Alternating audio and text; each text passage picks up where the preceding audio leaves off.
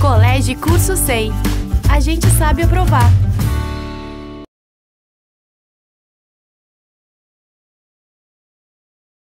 E aí, galera, tudo bem? Olha só, a aula de hoje eu quero falar sobre classicismo. Classicismo, quem assistiu a aula de humanismo, eu fui uma aula rapidinho porque eu só queria te preparar para esse momento que é muito importante. Por que é muito importante? Lá no classicismo, nós podemos começar a falar de quinhentismo.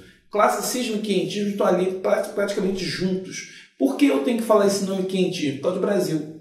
Até então a gente não falava de nome Brasil, até porque em 1500 também não se fala Brasil. Mas a partir de 1501, aqui nós começamos a estudar na literatura brasileira o quinhentismo, que vai de 1501 a 1600. 1601 seria o início do Barroco. Bem, classicismo na Europa tem a ver justamente com aquela transição promovida pelo humanismo.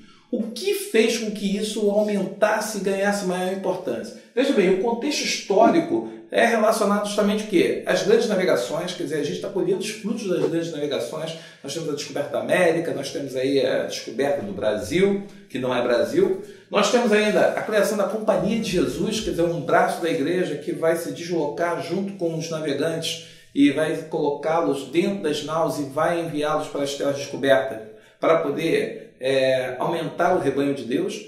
E nós temos a reforma religiosa, a reforma protestante de Martinho Lutero, que vai influenciar toda a Europa e que vai trazer uma nova realidade, um novo questionamento dentro da Igreja Católica, gerando uma crise de valores. Nesse contexto histórico, é muito importante que a gente entenda a característica do classicismo. Com acesso à leitura promovida lá no humanismo, eles vão passar a valorizar a cultura greco-romana, a cultura clássica.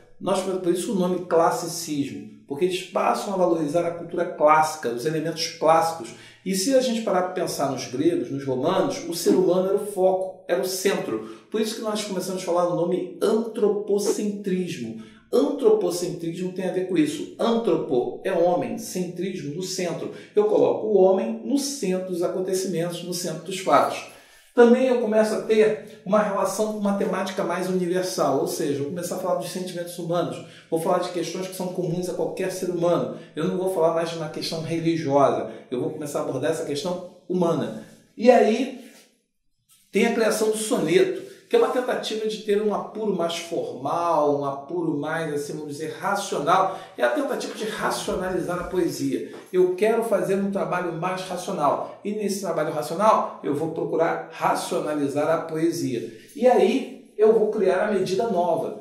Petrarca, Boccaccio, lá no humanismo, nesse processo de transição, eles criam a medida nova, que são os versos com 10 sílabas. Parece pouco, mas veja bem, eu vou sentar para fazer uma poesia que eu sou obrigado a escrever em 14 versos, 2 quartetos e 2 tercetos, usando 10 sílabas em cada verso.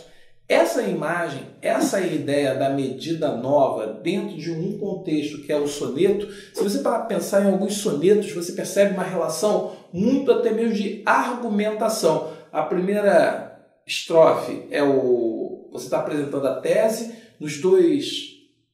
as duas estrofes intermediárias eu estou argumentando e eu tenho a conclusão na última estrofe. Esse jogo é um jogo extremamente racional. Por isso que muita gente diz que na poesia do soneto, o soneto clássico, ele é predominantemente racional e não sentimental. Outra coisa que eu quero aqui destacar é o nome Luís Vaz de Camões, que é o grande representante que nos interessa para a literatura portuguesa. Ele vai produzir uma obra, claro, o marco, o grande produção dele, ele entra para a história por conta de Os Lusíadas. Os Lusíadas é a obra mais importante dele. É, na verdade, um poema épico, uma epopeia, em que ele vai justamente falar o quê? Sobre esses portugueses que vão se lançar ao mar, liderados por Vasco da Gama, e que vão achar um caminho para as Índias, um novo roteiro para as Índias. No entanto, veja bem, Vasco da Gama não é o herói desse texto.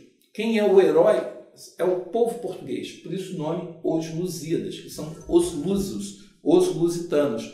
E aí, eles é que vão ser colocados num cargo de destaque. Por isso a inovação, que naquele momento que Portugal, ali em 1500 e pouco, Portugal estava vivendo uma crise de autoestima. E esse texto vai trazer, vai devolver, vai dar uma autoestima ao povo português, que vai se orgulhar desse fato de se lançar ao mar em busca de novos horizontes, em busca de novos impérios.